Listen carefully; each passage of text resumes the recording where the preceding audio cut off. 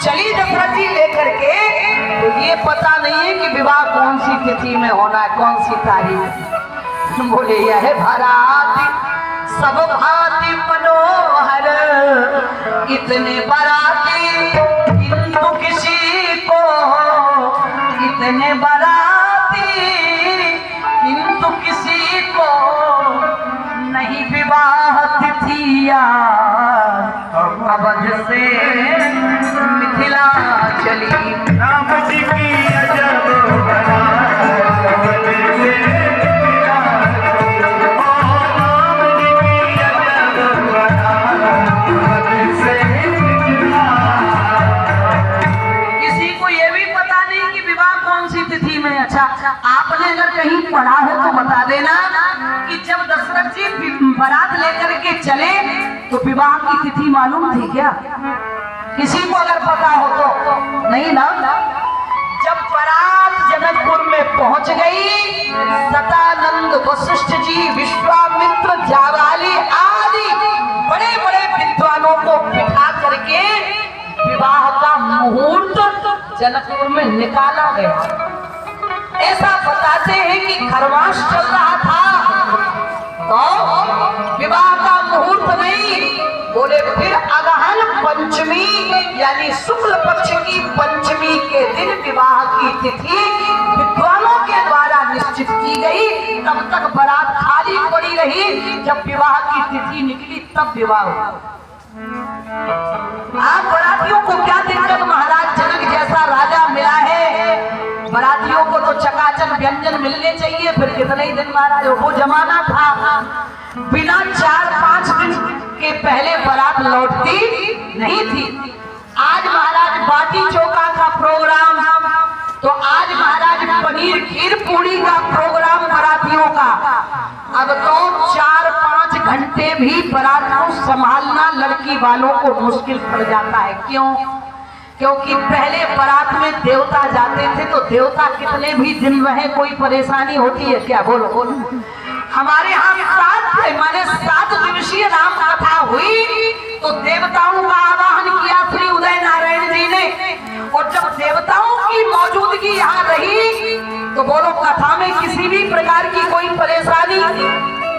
और अगर यहाँ 4 से 10 राक्षस छोड़ दिए जाते तो पीने वाले अगर 4-6, हमने तो 4-6 तो बहुत दूर की बात है, अगर 2 ही कथा में आ जाते तो विघ्न पड़ जाता। तो पहले बारातों में देवता जाते थे, इसलिए कोई दिक्कत नहीं होती थी लड़की वालों को। आज विदाई नहीं होगी, कल होगी। आज हमारी तरफ से भोजन बारातियों का गांव में ऐसा होता था, आज बारातियों का हमारी तरफ से पंगत होगी महाराज। आज ये व्यंजन बनेगा, कल ये बनेगा, तो 5-5, 7-7 दिन बारात रुकती थी। अब 5 घंटा बारात को रोकना मुश्किल हो जाता। क्यों? देवता नहीं, सब पीपा के राक्षस आ रहे। तो बिटिया वाला सोचता कि हे भगवान कितने जल्दी चीथे फाड़े, बफर सिस्टम की व्यवस्था, और बैठो अपनी अपनी गाड़ी में। और लड़की वाला भगवान की माला जपता है। और कई जगह तो क्षमा करिएगा, बुरा मत मानना, लग भी जाए तो हमारे बाप का क्या जा रहा है। अब तो ना ये पता चलता कि लड़की वाले देवता हैं कि लड़का वाले देवता। अब तो लड़की वाले भी पी के घूम रहे हैं और लड़का वाले भी पी के घूम रहे हैं। हाँ, अब तो ये स्थिति है महाराज। एक जगह तो दूल्हा ही पी के बैठा था मंडप के नीचे बिठाना। अभी मैंने पढ़ा कल ही महाराज कि लड़की की माँ ने देखा कि लड़का नशे में धुत है। लड़की की माँ ने बारात वापस कर दी, ले जाओ भाई बारात, हम अपनी बिटिया का ब्याह करने वाले नहीं इस नशेड़ी से। महाराज पी करके दूल्हा बैठा था, पंडित जी मंत्र पढ़ रहे थे, कन्या पक्ष के पंडित जी, कि मैं अपनी लक्ष्मी रूपी कन्या विष्णु रूप वर को समर्पित कर रहा हूँ। तो एक बगल में दूसरे पंडित जी बैठे थे, उन्होंने कहा गलत मंत्र पढ़ रहे हो। बोले क्यों? बोले ये मत बोलो कि मैं अपनी लक्ष्मी रूपी कन्या विष्णु रूप वराय को यानी वर को समर्पित कर रहा हूँ। अगर बोलना है तो ये कहो कि मैं अपनी लक्ष्मी रूपी कन्या एक राक्षस रूपी वर को समर्पित कर रहा हूँ, क्योंकि जो मंडप के नीचे पी करके बैठा होगा वो विष्णु कभी नहीं हो सकता, वो तो साक्षात राक्षस ही होगा। अब महाराज लगता कि कब भग जाए। यहाँ बारात पड़ी, 6 महीने तक बारात रुकी, आनंद हुआ। विवाह केवल एक नहीं, पता चला महाराज चक्रवर्ती धर्म सम्राट के साथ 2 पुत्र और आए हैं, बहुत ही अत्यंत सुंदर हैं। तो 2 बेटियां महाराज जनक की हैं और 2 बेटियां महाराज उनके छोटे भैया कुशल ध्वज की हैं। तो चारों बेटियों का विवाह दशरथ के चारों बेटों के साथ निश्चित हो गया।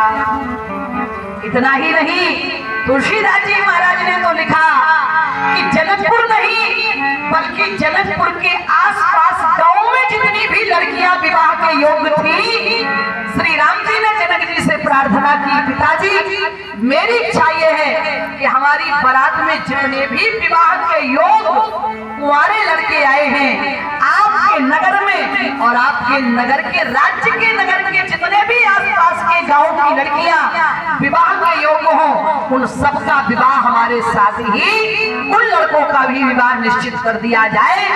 और ये सामूहिक विवाह की परंपरा रामचरितमानस में श्री राम जी ने प्रारंभ की, जो बहुत ही बढ़ चढ़ करके हमारे बुंदेलखंड के उभरते हुए संत श्री धीरेन्द्र कृष्ण शास्त्री जी बागेश्वर धाम में 26 तारीख को 251 बेटियों का सामूहिक विवाह करने जा रहे हैं।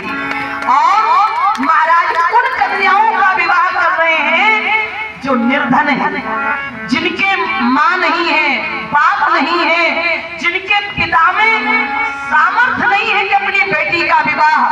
तो आपने देखा होगा टीवी के माध्यम से, पिछले वर्ष तो सभी बेटियों को एक मोटरसाइकिल दी थी उन्होंने, और लगभग माने 3-4 लाख से ऊपर का सामान। इस बार भी प्रत्येक बेटी को लगभग 5 लाख से ऊपर का सामान एक बेटिया को दिया जा रहा है। ऐसे महाराज संत इस धरती पर पैदा, और कैंसर हॉस्पिटल का उद्घाटन भी, भूमि पूजन भी होने जा रहा है, जिसमें प्रधानमंत्री भी और राष्ट्रपति भी महाराज द्रौपदी मुर्मू जी भी आ रही हैं, द्रौपदी मुर्मू, उनका भी आगमन हो रहा है। तो ऐसे ही धरती पर कोई कहता है भगवान आएंगे, हम तो कहते हैं कि भगवान देखो, जब अत्याचार अनाचार बढ़ता है तो भगवान अपना अंश भेजते हैं, और वो अंश आकर के अपना कार्य करता है। परशुराम जी का जो अवतार है वो भगवान का अंशावतार है, और भगवान ने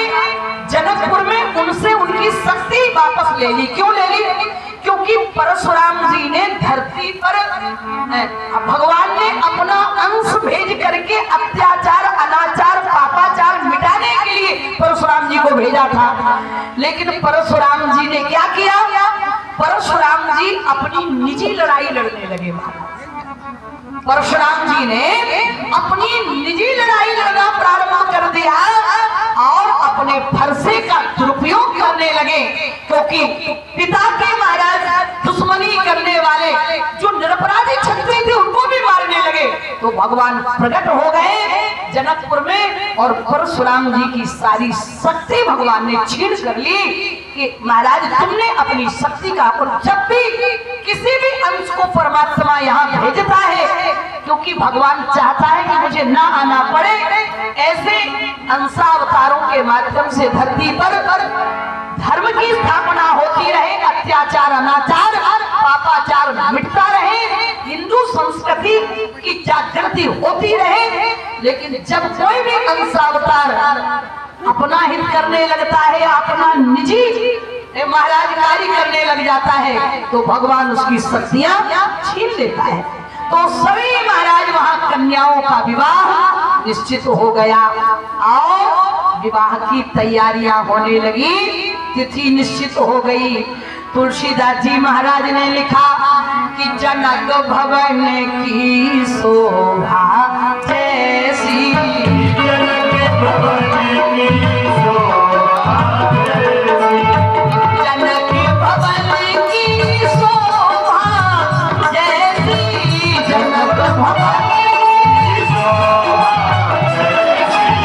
और आधी थाली आप पढ़िएगा कभी रामचरितमानस में, क्या लिखा बाबा ने?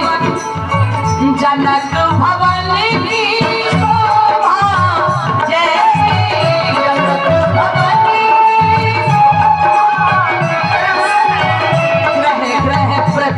औरतें ये